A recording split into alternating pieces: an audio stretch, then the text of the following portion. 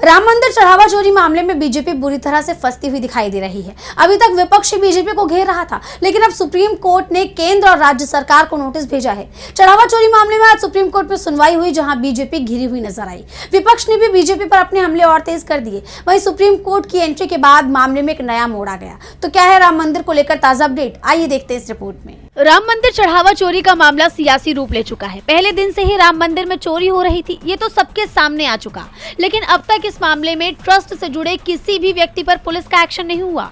इस बीच राम मंदिर का मामला सुप्रीम कोर्ट पहुंचा और आज इस मामले में सुनवाई हुई, जहां बीजेपी बुरी तरह से घिरी हुई नजर आई। कोर्ट ने मामले की जांच कर रही उत्तर प्रदेश SIT से स्टेटस रिपोर्ट मांग ली और श्री राम जन्मभूमि तीर्थ क्षेत्र ट्रस्ट से भी जवाब मांगा। इसके साथ ही यूपी की योगी सरकार से लेकर केंद्र की मोदी सरकार को नोटिस जारी किया गया।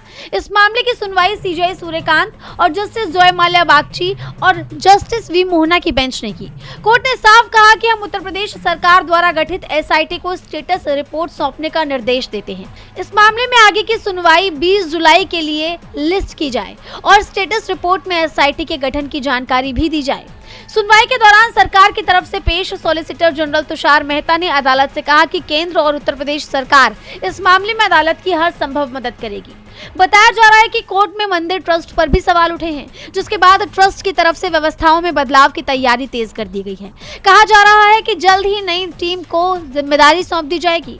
धार्मिक कार्यक्रमों से लेकर पार्किंग, प्रसाद वितरण और लॉकर संचालन तक कई समितियों के नेतृत्व में बदलाव होगा। CO की नियुक्ति प्रक्रिया में भी तेजी लाई गई है। भले ही बदलाव की बात हो रही हो, लेकिन सवाल अब भी उठ रहे हैं कि राम मंदिर में शुरू से ही लोगों की आस्था के साथ खिलवाड़ होता रहा और सरकार को भनक तक नहीं लगी। ऐसा कैसे हो गया? विपक्ष तो खुलकर कह रहा है कि इस लूट में खुद सरकार का हाथ है।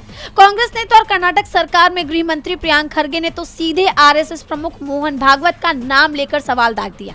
उन्होंने पूछ लिया कि चढ़ावा चोरी में भागवत को कितना पैसा मिला है। और अब इस मामले में जिस तरह सुप्रीम कोर्ट ने सख्ती दिखाई है और बीजेपी सरकारों को नोटिस भेजा है और जवाब मांगा है, उससे बीजेपी सरकार की मुश्किलें बढ़ी हुई नजर आ रही हैं। DB लाइव की रिपोर्ट।